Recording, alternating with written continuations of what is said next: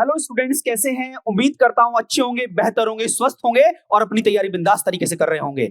आज की क्लास में हम जो पढ़ेंगे उससे पहले मैं आप सबका धन्यवाद देना चाहता हूं। आप सभी आ रहे हैं और लगातार प्रयास कर रहे हैं और गुप्ता क्लासेस भी बड़ा कृतज्ञ है आपका कि आप सारी वीडियोस देख रहे हैं। ठीक है, आप सभी का स्वागत है गुप्ता क्लासेस के यूट्यूब चैनल पर। और आज की सीरीज जो आप लेके चल रहे हैं, आप जानते हैं इससे पहले हमने संविधान की 8 सीरीज आपके लिए लॉन्च कर दी है। ये कॉन्स्टिट्यूशन की सीरीज चल रही है, 8 वीडियोस आपको अपलोड हो चुकी हैं। इससे पहले आप रीजनिंग भी देख रहे हैं, मैथमेटिक्स की सीरीज भी देख रहे हैं। तो मैं आपको बस केवल इतना कहना चाहूंगा, जितना भी कंटेंट आपको मिल रहा है उस सबका लाभ उठाइएगा।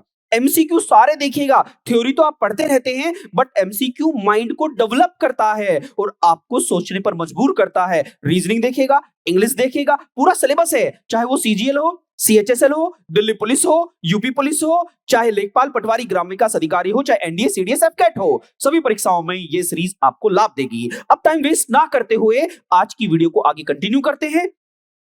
हाँ, सभी को गुड इवनिंग। रेखा जी, सरमीन, सैफी, रितिका, साक्षी, हिमांशु, आप सबका स्वागत है गुप्ता क्लासेस यूट्यूब चैनल पर। सबसे पहले हम कोटेशन से शुरू करता है और एक मोटिवेशन कोट आपके सामने है। जब भी पढ़ाई करने बैठे ये सोचें कि आखिरी बार पढ़ रहा हूं, कल मेरा एग्जाम है। यकीनन इस सोच के साथ की गई तैयारी एक अलग लेवल की होगी और आपसे बड़े से बड़े एग्जाम आसानी से पास हो जाएंगे। बस इसी कोट के साथ आप इसी क्लास आगे कंटिन्यू करिए और चलते हैं इस सीरीज में फर्स्ट क्वेश्चन पर। और फर्स्ट सवाल आपके सामने है, बताइए, इसका जवाब देने का प्रयास कीजिएगा। सवाल है, the ideals of liberty, equality and fraternity. वो कह रहा है स्वतंत्रता, समानता। देखिए सवाल बड़ा बिंदास है। सवाल आपसे पूछना चाह रहा है कि बताइए वो आइडिया कौन सा था, कौन है, क्या पूछना चाह रहा है? स्वतंत्रता समानता और बंधुत्व के आदर्श को भारत के संविधान की प्रस्तावना में निहित किस देश के संविधान से लिया है? तो देखिएगा, बताइए मुझे, इन चार ऑप्शन हैं, आपके अनुसार क्या जवाब आएगा? तो मैं सभी जवाबों को पढ़ रहा हूं। हिमांशु जी, साक्षी जी, रितिका जी, रेखा जी, आप सबका स्वागत है और आप इस सवाल का जवाब देने का प्रयास कीजिएगा। देखो, इस सीरीज में आप तभी लाभ उठा पाएंगे जब आप लगातार क्वेश्चंस को पढ़ेंगे और जवाब देंगे। अगर मैं ही जवाब देता रहूंगा तो कैसे काम चलेगा? मैं तो कुछ देर के बाद जवाब दूंगा और आप वीडियो देखते रहिएगा। देखिए क्या होगा, स्वतंत्रता, समानता और बंधुत्व के आदर्श भारत के संविधान की प्रस्तावना में निहित किस देश के संविधान से लिए गए हैं? तो जवाब क्या आएगा? फ्रांस से लिए गए हैं। कहां से लिए गए हैं? फ्रांस से लिए गए हैं। अब आपका सोचना होगा कि सर क्या है ये, तो आप देखिएगा इसका एक्सप्लेनेशन। इसका एक्सप्लेनेशन आपके सामने है।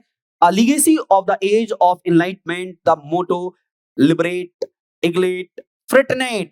ये कहां के वर्ड हैं? ये फ्रेंच वर्ड हैं। क्या वर्ड हैं? फ्रेंच वर्ड हैं। समानता सबको मिलनी चाहिए, भाईचारा सबको मिलना चाहिए और आजादी सबको मिलना चाहिए। ये फ्रेंच रिवॉल्यूशन से लिया गया शब्द है, फ्रेंच क्रांति से लिया गया शब्द है। फ्रांस में एक बड़ी क्रांति हुई, उस क्रांति को देखिएगा। क्रांति का पिक्चर आपके सामने है। एक क्रांति हो रही है और वो कह रही है हम सबको समानता चाहिए, हम सबको आजादी चाहिए, हम सब भाई हैं, हम सब एक हैं। तो ये विचार भारत ने फ्रांस की क्रांति से, जो फ्रांस ने अपने संविधान में ऐड किया था, वहां से भारत ने स्वीकार कर लिया। ठीक है, अब हम चलते हैं आगे। नेक्स्ट सवाल आपकी स्क्रीन पर है, the idea of the residual power in the Indian constitution has been taken from the constitution. बताइए बताइए। वेल डन आप सभी का, हिमांशु जी, धन्यवाद धन्यवाद। देखो, जवाब देने का प्रयास करो, मैं सभी के कमेंट पढ़ रहा हूं, आप ऑब्जर्व करो क्या लिखा है। भारतीय संविधान में अविशिष्ट शक्तियों का विचार। अविशिष्ट शक्ति क्या होती हैं? आप सभी योद्धाओं को एक बात तो मालूम होगी कि भारत के संविधान में अनुसूची नंबर 7 में शेड्यूल नंबर 7 में 3 लिस्ट हैं। शेड्यूल नंबर 7 में कितने लिस्ट हैं? 3 लिस्ट हैं। आप सबको पता है, आपको ये भारत के संविधान में अनुसूची टोटल कितनी? 12 हैं। शेड्यूल 12 हैं। तो उन शेड्यूल नंबर 7 में 3 लिस्ट हैं। एक को बोलते हैं यूनियन लिस्ट, एक को बोलते हैं स्टेट लिस्ट और एक को बोलते हैं कॉन्करेंट लिस्ट। अब ये तो आप जानते ही हैं, इन लिस्ट में जो लिखा है उन पर कौन कैसा कानून बना सकता है, ये तो आपको पता है। परंतु इन लिस्ट के अलावा कोई नया मैटर आ जाए, उस मैटर को क्या बोलते हैं? रेजुडरी पावर बोलते हैं, अलग से विषय बोलते हैं। तो ये रेजुडरी पावर पर कानून बनाने का अधिकार किसको? सेंट्रल गवर्नमेंट को होता है। किसको होता है? सेंट्रल गवर्नमेंट को होता है। और ये कंसेप्ट हमने कहां से लिया है? ये कंसेप्ट हमने लिया है कहां से? कनाडा से लिया है। कहां से? कनाडा से लिया है। ये बात आपको पता होनी चाहिए। तीनों लिस्ट का कंसेप्ट हमने कहां से लिया है? तीनों लिस्ट का कंसेप्ट हमने भारत शासन अधिनियम 1935 से लिया है, इंडियन गवर्नमेंट एक्ट 1935 से लिया है। Well done, well done. आप सभी का स्वागत है, लगातार क्लास में बने रहे और इस क्लास का लाभ उठाते रहे। तीनों लिस्ट का कंसेप्ट हमने भारत शासन अधिनियम 1935 से लिया है और याद रखना है कनाडा से क्या लिया है? इन लिस्ट में जो छूट गया था उस सारे मैटर को हमने कनाडा से लिया है। उसको बोलते हैं रेजिडुअल पावर, विशिष्ट शक्ति केंद्र में है निहित होगी। इस मुद्दे को हमने कनाडा से लिया है। अब आप देखेंगे सर इसका एक्सप्लेनेशन क्या है। ये एक्सप्लेनेशन है, the idea of residual power in Indian constitution has been borrowed from the constitution of Canada. कहां से लिया है? कनाडा से लिया है। बस इतनी बात याद रखनी है। लिस्ट कितनी होती है? 3 होती हैं। आप सबको पता तो है ना, 3 लिस्ट होती हैं। यूनियन लिस्ट पर कानून बनाने का राइट किसका होता है? सेंट्रल गवर्नमेंट का होता है। स्टेट लिस्ट में जो सब्जेक्ट हैं उन पर कानून बनाने का राइट किसको है? किसको है? स्टेट विधानमंडल्स को है। कॉन्करेंट लिस्ट में जो मैटर है उन सब पर कानून बनाने का अधिकार सेंटर को भी है और स्टेट को भी है। अगर दोनों ही कानून बना दे तो चलेगी किसकी? सेंट्रल गवर्नमेंट में चलेगी, सेंट्रल गवर्नमेंट की चलेगी उस विषय पर। क्लियर है? आप लोगों को एक बात और समझना है, जो इन तीनों लिस्ट में सब्जेक्ट नहीं है वो सब्जेक्ट किस में जाना जाएगा? ऑटोमेटिक सेंट्रल गवर्नमेंट के अंदर माना जाएगा। बस इतनी सी बात थी। अब चलते हैं नेक्स्ट सवाल पर। पहले इसका एक्सप्लेनेशन क्या आपको समझ में आ गया था? Well done. अब क्वेश्चन पर थर्ड सवाल है। थर्ड सवाल क्या कहता है? भारतीय संविधान में निम्नलिखित में से कौन सी विशेषता को सोवियत सोशलिस्ट रिपब्लिक से लिया गया है? आप समझ गए कहां से लिया गया है? यूएसएसआर से लिया गया है। तो मुझे बताओ, यूनियन सोवियत सोशलिस्ट रिपब्लिक, इसी को आज क्या बोलते हैं? आज वर्तमान में रशिया बोलते हैं, इसको रूस बोलते हैं। तो हमने यहां से क्या लिया है? बताइए बताइए। क्या फंडामेंटल राइट लिए? ना सर, ये तो हमने यूएसए से लिए हैं। और याद रखो 5 ईयर प्लान, 5 ईयर प्लान कहां से लिया है? बिल्कुल हमने यूएसएसआर से लिया है। यूएसएसआर से हमने पंचवर्षीय योजना ली थी, जिस पंचवर्षीय योजना को वर्तमान में, याद रखना, वर्तमान में 5 ईयर प्लान नाम का कोई मैटर नहीं है। 2017 में अंतिम पंचवर्षीय योजना, 12वीं पंचवर्षीय योजना का दी एंड हो गया है। अब तो नीति आयोग ईयरली प्लान लेके आता है। तो ये मुद्दा हमने 5 ईयर प्लान का कहां से लिया था? कहां से लिया था? यूएसएसआर से लिया था। अब आप जानते हो प्रियम्बल और कॉन्करेंट लिस्ट। देखो कॉन्करेंट लिस्ट आपने कहां से ली? ऑस्ट्रेलिया से ली है। और प्रियम्बल का कंसेप्ट कहां से लिया? यूएसए से लिया है। तो इसका मतलब बचा क्या? 5 ईयर प्लान। तो 5 ईयर प्लान कहां से ली है? जल्दी जल्दी बताओ। रशिया से ली है। और उस समय रशिया का नाम क्या था? यूएसएसआर था। तो योद्धाओं ये बात आपको क्लियर हो गई होगी। अब चलते हैं नेक्स्ट सवाल पर। अब देखिएगा वो सारी बातें यूएसएसआर से हमने इसके अलावा क्या क्या लिया है? यूएसएसआर से हमने फंडामेंटल ड्यूटी लिया है, मौलिक कर्तव्य लिए हैं। और हमने यूएसएसआर से क्या लिया है? Ideal of justice. किस प्रकार के न्याय? हमने social, economic and political justice. हमने भारत की प्रस्तावना में 3 प्रकार के न्याय की बात की है। कौन कौन से? जस्टिस किसका? Social, economic and political justice. ये 3 प्रकार के न्याय प्रस्तावना में हमने कहां से लिए हैं? रशिया से लिए हैं। और रशिया से क्या लिया है? 5 ईयर प्लान लिया है। और रशिया से क्या लिया है? फंडामेंटल ड्यूटी लिया है। वर्तमान में हमारे फंडामेंटल ड्यूटीज कितने हैं? वर्तमान में हमारे फंडामेंटल ड्यूटीज 11 हैं। जब हमने लिए थे दैट टाइम 10 फंडामेंटल ड्यूटीज थे। इस तरीके से आपने इस क्वेश्चन का जवाब देखा है। अब हम चलते हैं नेक्स्ट सवाल पर। Well done, well done. आप सभी बराबर बने हुए हो, रेखा जी, सरमीन, सैफी, रितिका। अब चलते हैं नेक्स्ट सवाल की तरफ को। और ये सवाल आपकी स्क्रीन पर है। The power of judicial review. देखो लिखना, जुडिशियल रिव्यू। जुडिशियल रिव्यू को क्या बोलते हैं? न्यायिक पुनरावलोकन। न्यायिक पुनरावलोकन। न्यायिक पुनरावलोकन का मीनिंग क्या होता है? जो संसद ने कानून बनाया है उसको चेक कौन करेगा? जो संसद के द्वारा कानून बना है इस देश में लागू होने के लिए, उसकी समीक्षा कौन करेगा? इस समीक्षा करने वाले को, चेक करने वाले के कंसेप्ट को रिव्यू बोलते हैं। और ये रिव्यू करने का पावर किसके हाथ में? सुप्रीम कोर्ट के हाथ में है। परंतु ये कंसेप्ट हमने किस कंट्री से लिया है? तो याद रखना, ये कंसेप्ट हमने अमेरिका से लिया है। कहां से लिया है? अमेरिका से लिया है। मुझे उम्मीद है ये बात आपको क्लियर हो गई होगी। Well done. आप सभी जवाब बेहतर दे रहे हैं। जल्दी जल्दी लगातार बने रहिएगा, तभी तो। Well done. आप सभी जवाब, रितिका ने भी 4th दिया है, और मुकुल जी ने भी, सरमीन ने भी, काजल ने भी, और हिमांशु ने भी। आप सभी जवाब बिंदास दे रहे हैं। Well done, well done. देखिएगा आप सभी वीडियोस का लाभ उठाते रहिएगा। और अगर सेशन अच्छा लगे ना तो एक आध बार शेयर भी कर दो, क्या जा रहा है आपका, ठीक है, लोगों को नॉलेज मिल जाएगा। चलो चलो चलते हैं। अब इसका आप थोड़ा सा बेसिक आइडिया लीजिएगा, ठीक है, एक्सप्लेनेशन देखिएगा। हमने यूएसए से क्या क्या लिया है, अमेरिका से इम्पीचमेंट ऑफ द प्रेसिडेंट का कंसेप्ट लिया है, राष्ट्रपति पर महाभियोग लगाने की प्रक्रिया को भी हमने अमेरिका से लिया है, और function of president and vice president, मतलब राष्ट्रपति और उपराष्ट्रपति के कार्य को भी हमने वहीं से लिया है। आप लोगों को एक बात मालूम होनी चाहिए, अमेरिका में राष्ट्रपति का शासनकाल केवल 4 साल होता है, अमेरिका के राष्ट्रपति का कार्यकाल 4 साल होता है, परंतु हमारे भारत के राष्ट्रपति का कार्यकाल कितना होता है, 5 वर्ष होता है। ये बात आपको मालूम होना चाहिए। अमेरिका में राष्ट्रपति केवल 2 बार के लिए चुना जा सकता है, परंतु भारत में ऐसा कोई नियम नहीं है, वो कितनी बार भी राष्ट्रपति रह सकता है। ये बात आपको क्लियर होना चाहिए। अब आगे क्या लिखा है, removal of the supreme court and high court जज, सुप्रीम कोर्ट और हाई कोर्ट के जजों के लिए कहीं भी महाभियोग शब्द प्रयोग नहीं हुआ है, महाभियोग शब्द प्रयोग नहीं हुआ है, महाभियोग शब्द केवल राष्ट्रपति के लिए प्रयोग हुआ है। ये बात आपको मालूम होना चाहिए। फंडामेंटल राइट लिया है, देखो जुडिशियल रिव्यू यहीं से लिया है, और न्यायपालिका की स्वतंत्रता हमने यहां से ली है, और भारत में प्रस्तावना के कंसेप्ट को हमने यहां से लिया है। ऑस्ट्रेलिया से प्रस्तावना की भाषा ली है, प्रस्तावना का मुद्दा कंसेप्ट कहां से लिया है, अमेरिका से लिया है। तो मैं उम्मीद करता हूं ये सवाल आपको क्लियर हो गया होगा। अब देखिए आज की क्लास का 5वां सवाल है, 5th नंबर का सवाल है, प्रयास करो सवाल का जवाब देने के लिए। In the Indian constitution the preamble, Chinu ji good evening, भैया गुड इवनिंग, दर्श स्टार्टिंग 2 में 6 ईयर भी था शायद, नहीं नहीं दर्श जी, पहले 6 वर्ष नहीं था, पहले 2 वर्ष तो भारत के राष्ट्रपति केवल संविधान सभा के अध्यक्ष के तौर पर बैठे थे। आप समझ गए, देश में जब राष्ट्रपति बने 26 जनवरी 1950 को वो कार्यकाल शुरू किए, 26 जनवरी 1950 से कार्यकाल शुरू किए, 24 जनवरी को तय हो गया था कि राष्ट्रपति डॉक्टर राजेंद्र प्रसाद होंगे भैया। 6 वर्ष नहीं था, याद रखना। तो हुआ क्या, 26 जनवरी से वो संविधान के क्या बन गए, सॉरी देश के क्या बन गए, राष्ट्रपति के तौर पर निर्वाचित हो गए, निर्विरोध, ठीक है, कोई उनका विरोधी सामने नहीं खड़ा हुआ। अब एक बात बताओ, भारत में संसद के चुनाव के बाद ही तो राष्ट्रपति को वोट मिलती, परंतु हमारे देश में तो संसद का चुनाव भी 1952 में हुआ, तो उससे पहले वो केवल और केवल संविधान सभा के अध्यक्ष के तौर के साथ साथ राष्ट्रपति नॉमिनेट हो गए थे। ये बात क्लियर हो गई, तो ये बातें आप लोगों को यहां पर याद रखनी होगी।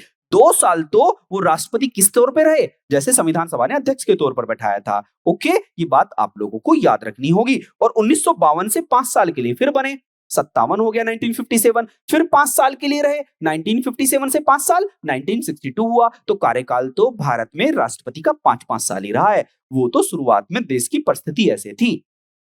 बात बराबर है।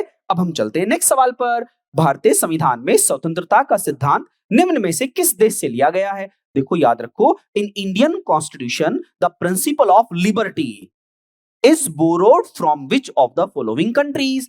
जल्दी जल्दी बताइएगा, सवाल बड़ा उम्दा है। कहां से लिया है? देखो याद रखना, लिबर्टी, लिबर्टी वर्ड अभी कुछ देर पहले याद आया था। लिबर्टी वर्ड कहां से लिया है? फ्रांस से लिया है। वेल डन, सभी योद्धाओं ने जवाब बिल्कुल ठीक दिया है। वेरी गुड, थैंक यू दर्श जी, क्लियर हो गया। ये कंसेप्ट हमने कहां से लिया है? फ्रांस से लिया है। ओके, अब हम चलते हैं आगे। नेक्स्ट सवाल, अब किस कंट्री से हमने क्या लिया है इसे पहले देख लेते हैं। अभी हमने फ्रांस की बात की है, तो हम पहले फ्रांस को ही ऑपरेट कर लेते हैं। फ्रांस से हमने क्या क्या लिया है? फ्रांस से हमने क्या लिया है कंसेप्ट, तो यहां देखिएगा, रिपब्लिक वर्ड लिया है फ्रांस से हमने। और देखो याद रखो, फ्रांस से क्या? लिबर्टी। लिबर्टी कितनी प्रकार की होती है? आजादी 5 प्रकार की होती है। आप सभी को मालूम होगा ना, मालूम नहीं तो मेरे साथ देखिएगा। Liberty of thought, liberty of expression, liberty of belief, liberty of faith, liberty of worship. विचार, अभिव्यक्ति, विश्वास, धर्म और उपासना की स्वतंत्रता। तो स्वतंत्रताएं लिबर्टी हमारे प्रियम्बल में कितने प्रकार की है? 5 प्रकार की है। और इक्वलिटी, इक्वलिटी स्टेटस की है और अपॉर्चुनिटी की है, अवसर और समता की समानता। और फ्रेटर्निटी, फ्रेटर्निटी का मतलब है भाईचारा, बंधुत्व, हिंदू मुस्लिम सिख ईसाई, हम हिंदू मुस्लिम सिख ईसाई बौद्ध जैन यहूदी पारसी, हम सब भाई भाई। ठीक है, ये कंसेप्ट भी हमने कहां से लिया है? फ्रांस से लिया है। ओके स्टूडेंट्स, तो उम्मीद करता हूं ये सवाल आपको क्लियर हो गया होगा। ठीक, जो जो जहां जहां से लिया है हमने उन पर मुद्दों पर बात की है। आप लोगों को याद रखना है, जो क्वेश्चन बड़े महत्वपूर्ण हैं उनको मैं बार बार रिपीट करूंगा आपके लिए। ओके, अब हम चलते हैं नेक्स्ट टाइप पर। नेक्स्ट सवाल है आपके सामने, financial emergency provision of Indian constitution have been borrowed from. आप सबको ये तो पता ही होगा, इमरजेंसी, राष्ट्रीय आपात, इमरजेंसी का कंसेप्ट हमने, अगर मैं बात करूं सर इमरजेंसी, सर इमरजेंसी जो होता है आपातकाल होता है, क्या होता है? आपातकाल। सर ये मुद्दा हमने कहां से लिया है? आपातकाल का कंसेप्ट हमने, ध्यान देना, आपातकाल आप जानते हो तीन प्रकार का होता है, नेशनल इमरजेंसी, स्टेट इमरजेंसी और फाइनेंशियल इमरजेंसी। इमरजेंसी की कहानी तो हमने भारत शासन अधिनियम 1935 से ली है, याद रखना। और आपातकाल के दौरान मौलिक अधिकार सस्पेंड हो जाएंगे, ऐसा हमने जर्मनी से लिया है, जानते हैं ना। और याद रखना, वित्तीय इमरजेंसी का कंसेप्ट, फाइनेंशियल इमरजेंसी, जो अब तक हमारे देश में नहीं लगी है कभी भी, जबकि नेशनल इमरजेंसी कितनी बार लग चुकी है? 3 बार। स्टेट इमरजेंसी कितनी बार लग चुकी है? 100+ बार। और फाइनेंशियल इमरजेंसी मेरे देश में आज तक नहीं लागू हुई है। तो इस सवाल का जवाब क्या आ जाएगा? हमने भारतीय संविधान के वित्तीय आपात से संबंधित प्रावधान किस कंट्री से लिए हैं? बिल्कुल बिल्कुल जवाब दीजिएगा सभी, बहुत बढ़िया जवाब दे रहे हैं आप। देखो फोर्थ, आप जवाब दिए सबने फोर्थ। सोचिए पहले जवाब, पहले प्रयास कीजिएगा तब जवाब दीजिएगा, एकदम जल्दी में नहीं। आपातकाल की कहानी समझ में आ गई आपको, सबने बेहतर जवाब दिया है, लेकिन अब इसका एक्सप्लेनेशन भी थोड़ा देख लो। क्या लिखा है हमने? हमने जवाब दिया है, क्या जवाब दिया है? जर्मनी को लिया है। हमने कहां से लिया है? जर्मनी से लिया है। तो जर्मनी में क्या लिखा है? Suspension of fundamental rights during emergency, आपातकाल के दौरान मौलिक अधिकारों का हनन हो जाता है। हमने ये जर्मनी से लिया है, लेकिन फाइनेंशियल इमरजेंसी का कंसेप्ट हिंदुस्तान ने यूएसए से बोरो किया है। कहां से बोरो किया है? यूएसए से बोरो किया है। Very good very good. आप देखिएगा कहां से बोरो किया है हमने इस कंसेप्ट को, आप देखिएगा क्वेश्चन पर, हमने कहां से, क्या आयरिश कॉन्स्टिट्यूशन से? नहीं नहीं, फाइनेंशियल इमरजेंसी हमने यूएसए से किया है। ये बात आप लोगों को यहां पर ध्यान देना होगा, ठीक है। और प्रभाव इसका किस पर है? जर्मनी का है। मैंने सारे पॉइंट्स आपको क्लियर कर दिए हैं, वेल डन। अब नेक्स्ट सवाल पर चलते हैं। नेक्स्ट सवाल आपकी स्क्रीन पर है, नेक्स्ट सवाल आपकी स्क्रीन पर देखिएगा, क्या है? Which of the following articles of the Constitution of India deal with the Uniform Civil Code? Uniform civil code का मतलब क्या है? आप देखिएगा सभी, जल्दी जल्दी। आर्टिकल 19 एंड 20 नहीं होते, दर्श बिल्कुल सही कह रहे हैं। आर्टिकल नंबर 19 और 20 किसी भी केस में, किसी भी परिस्थिति में सस्पेंड नहीं किए जा सकते। क्यों? देखो याद रखो, आर्टिकल नंबर 19 तो सबसे पहले जाएगा, आर्टिकल नंबर 19 तो सबसे पहले जाएगा। आर्टिकल 20 और 21 can not be suspend in any case of emergency. अनुच्छेद 20 व अनुच्छेद 21 को किसी भी परिस्थिति में क्या नहीं किया जा सकता? खत्म नहीं किया जा सकता। परंतु आर्टिकल नंबर 19 तो सबसे पहले समाप्त हो जाता है। आर्टिकल नंबर 19 तो सबसे पहले समाप्त हो जाता है। ये बात आप लोगों को समझ में आनी चाहिए। Very good, well done. अब देखिए क्वेश्चन का जवाब बताइए मुझे।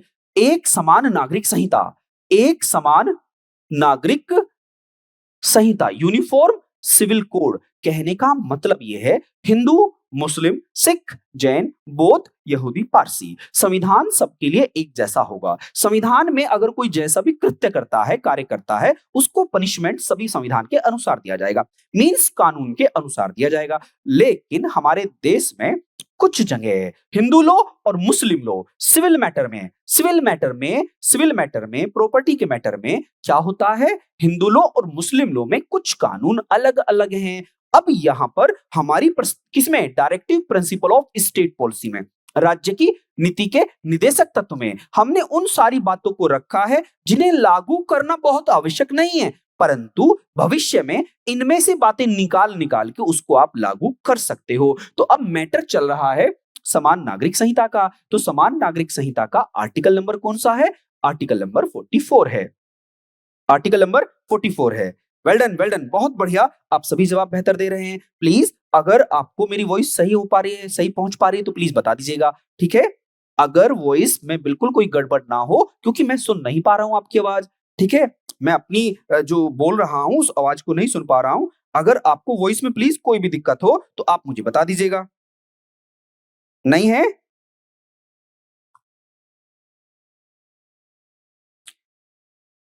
और यूके में भी लगने वाला है शायद। नाइस सेशन, थैंक यू दर्श, हिमांशु राणा, प्रियंका गौतम।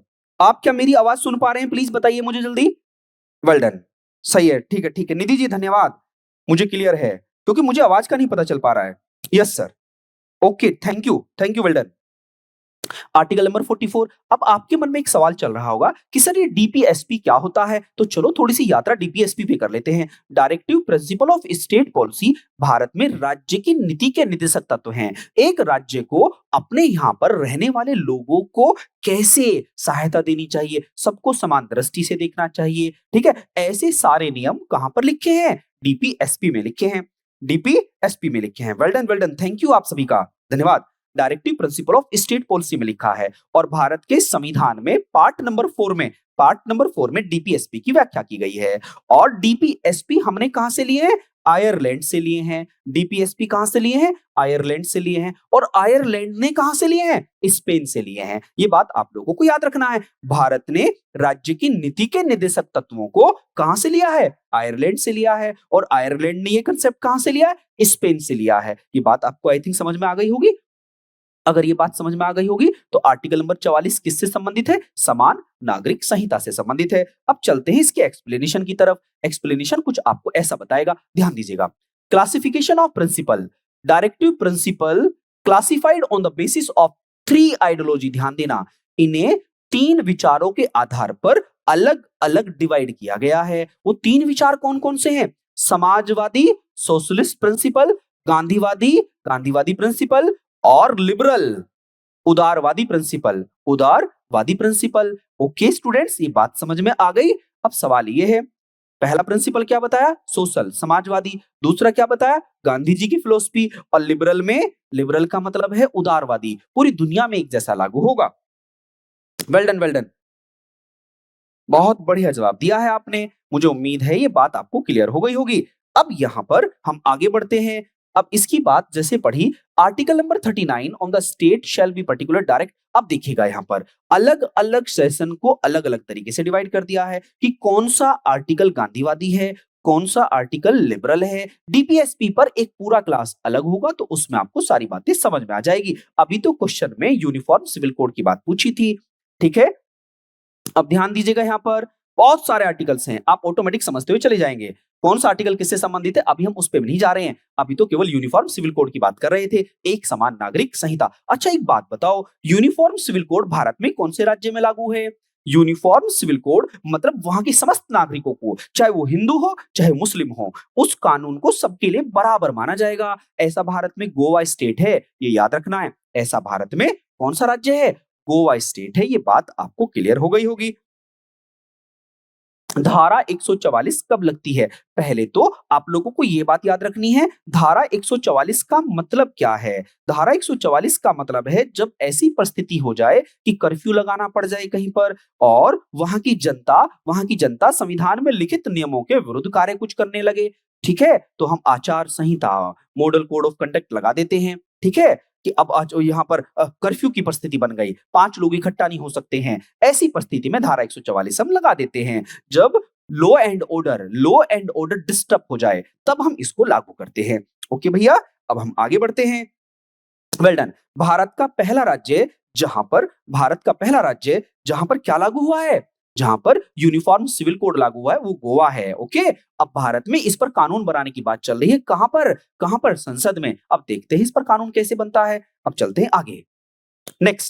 नेक्स्ट आपके सामने मैंने सारे पार्ट्स लिए हैं कि किस पार्ट में क्या होता है, तो इनको थोड़ी देर के बाद हम देखेंगे ही। पहले हम क्वेश्चन की यात्रा कर लेते हैं। क्वेश्चन क्या है आपके सामने? क्वेश्चन ये है, भारत की सीमा के भीतर स्वतंत्र रूप से गमनागमन भारतीय संविधान के तहत एक मौलिक अधिकार है। वो कह रहा है, right to move freely throughout the territory of India is a fundamental right under the constitution of India. वो कह रहा है, भारत में मैं कहीं भी जाऊं, मेरी मर्जी, मैं देश में गोवा में जाऊं, हम कहा मुंबई में जाऊं, जम्मू कश्मीर में जाऊं, मेरी आजादी है। इस आजादी को भारत के संविधान के किस आर्टिकल ने कहा है कि भारत के समस्त नागरिक निर्विवाद रूप से भारत में कहीं भी घूम सकते हैं, जहां पर बहुत ज्यादा रेस्ट्रिक्शन ना हो, जैसे आर्मी की छावनी में, कैंट में, या आर्मी रेस्ट्रिक्टेड एरिया में। अब ऐसी आजादी नहीं कि आप कहोगे नहीं मैं तो राष्ट्रपति भवन में जाऊंगा, ऐसी आजादी नहीं है जहां पर मनाइए वहां नहीं जाओगे, अन्यथा अब ऐसा नहीं होगा कि आप जम्मू कश्मीर में नहीं जा सकते, आप जा सकते हो। ओके, तो ये बात आप लोगों को क्लियर हो गई होगी। तो ये आर्टिकल नंबर कहां लिखा है? ऐसा आर्टिकल नंबर 19 में लिखा है। अब आप कहोगे कि सर आर्टिकल नंबर 19 क्या है? एक बार बताओ। आर्टिकल नंबर 19 ही तो वो है जो आपको 6 प्रकार की आजादी देता है। प्रेस की स्वतंत्रता की बात करता है, राइट टू इंफॉर्मेशन की बात करता है, सूचना के अधिकार की बात करता है, प्रेस की स्वतंत्रता की बात करता है, आपको बोलने की बात करता है, हिंदुस्तान में कहीं भी घूमने की बात करता है, संघ बनाने की बात करता है, कोई पार्टी बना लो, ठीक है। अब वो बातें कहां पर लिखी है? आइए मेरे साथ एक्सप्लेनेशन पर। Article number 19 of the Indian constitution, every Indian citizen is entitled to 6 essential freedom. वो 6 आसान जो फ्रीडम है वो कौन कौन सी है? अब देखिएगा क्या लिखा है। लिखा है freedom of speech and expression. मैं कोई भी भाषण दे सकता हूं, है ना, और उसे व्यक्त कर सकता हूं। फ्रीडम ऑफ असेंबली, मैं कोई संघ बना सकता हूं परंतु उसका उद्देश्य शांति होना चाहिए। फ्रीडम ऑफ एसोसिएशन, संगठन बना सकता हूं, पार्टी बना सकता हूं। नेक्स्ट फ्रीडम ऑफ मूवमेंट, मैं हिंदुस्तान में कहीं भी घूम सकता हूं। Freedom of residence and settlement, मैं भारत में कहीं भी बस सकता हूं। परंतु अब इस वाले को 19F को 19(1) के F को खत्म कर दिया है। देखो लिखा है ना डिस्पोज। अब इसको नहीं माना जाता, right to acquire, hold and dispose of property. अब ये क्या कर दिया? रिपील्ड कर दिया है, खत्म कर दिया है। संपत्ति के अधिकार को मौलिक अधिकारों की श्रेणी से हटा दिया है। ओके, और लास्ट क्या है? लास्ट है freedom of profession, occupation, trade and business. और मुझे आजादी है, मैं भारत में किसी भी राज्य में जाकर व्यापार करूं, वाणिज्य करूं, मैं कुछ भी करूं, ये मेरी मर्जी है। इस तरीके से आर्टिकल नंबर 19 हमको 6 टाइप्स की आजादी देता है।